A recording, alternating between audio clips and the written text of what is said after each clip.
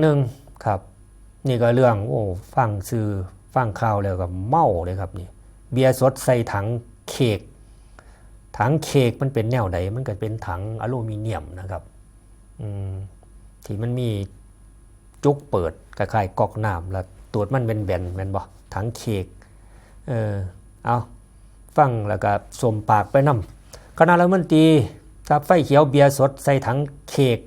แต่ก่อนบ่ใส่ถังเค้กก็ใส่ถังหยังครับผมก็บ่ฮู้เด้ถังไม้โอกบ่ครับหรือถังหยังเนาะ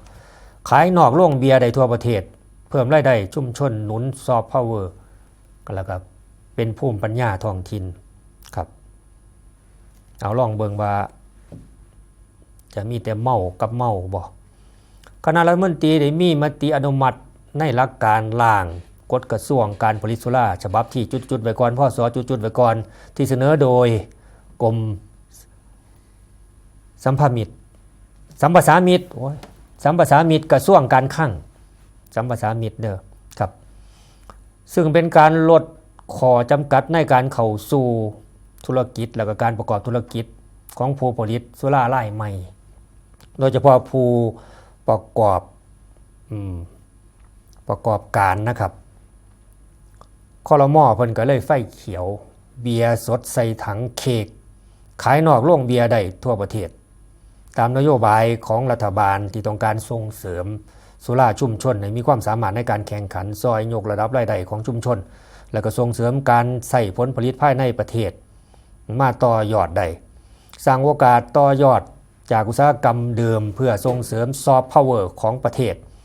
โดยการใช้ภูมิปัญญาพื้นบ้านครับโดยร่างกฎกระทรวงการผลิตสุราฉบับที่จุดๆไว้พศจุดๆไว้ก่อนที่คณะรัฐมนตรีมีมติอนุมัติในหลักการนี้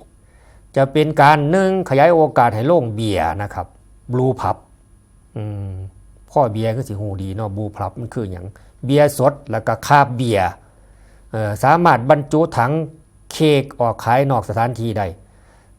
ซอยสร้างรายได้แล้วก็ส่งเสริมผู้ประกอบการสุรารายย่อยครับสามารถขยายตลาดทางการค้าแล้วก็มีการเจริญเติบโตทางธุรกิจได้ทั่วประเทศเอาโลดครับอันที่2เพื่อเป็นการแก้ไขปัญหาสุราชุมชน